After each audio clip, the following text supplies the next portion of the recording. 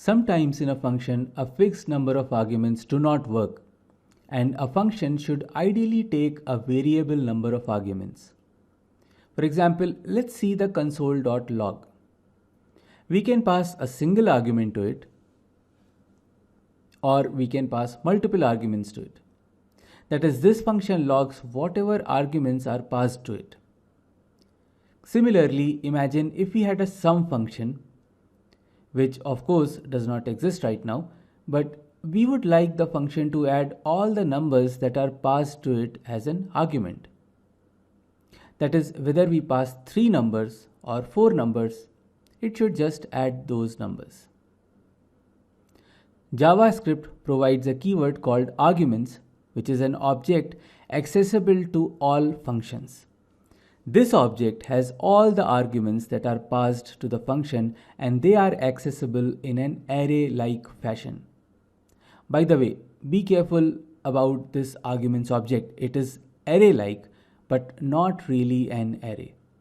It doesn't have any other array property except length. Alright?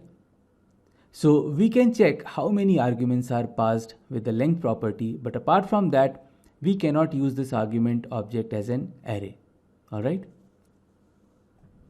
Let's start implementing the sum function. It doesn't take any arguments because we will be passing a variable number of arguments to it. Now let's first just log each argument that is passed. So we can use a for loop to go over each element of the arguments object. And this works because the indices are actually properties of the object, as you have seen earlier. So if we call the sum function with a few arguments, you can see them printed on the console.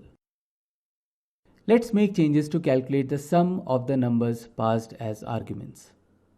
So shall we try to call the reduce function on arguments? Let's try and see what happens. So we return arguments.reduce and pass a callback function to it, just like we did earlier. Alright? Let's call the sum function now. And as you can see, we get an error saying undefined is not a function. And this is because, as I said, arguments is not really an array type object. Okay? So it doesn't have a reduce function. So when the JavaScript interpreter tries to get the value of the property called reduce from arguments object, it receives undefined, and then it tries to make a call to this undefined. Hence we see this error that undefined is not a function. Alright?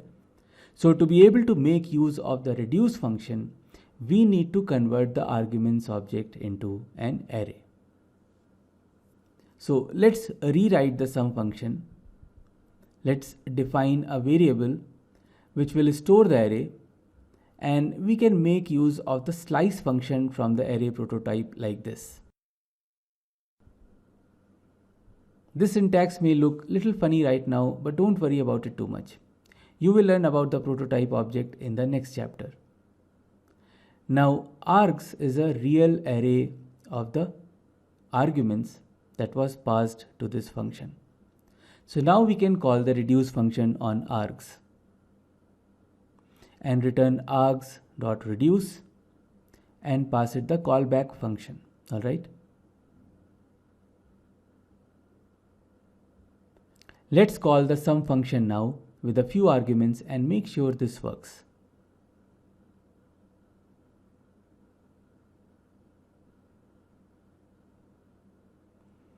What happens if we don't pass any argument? Well, we get an error.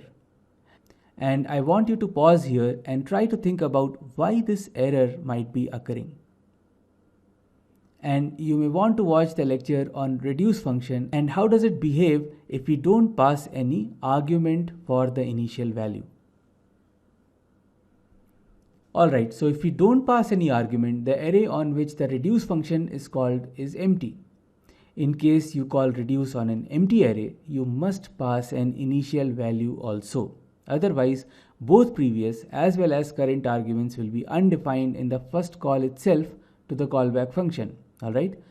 So let's fix our sum function passing an initial value of 0 to the reduce function.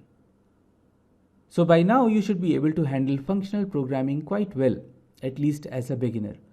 Just remember that think about your programs in terms of data transformation, especially when you are dealing with list comprehension. Also, when you see a need of using a for loop to do some calculations on an array of data, think about using list comprehension functions.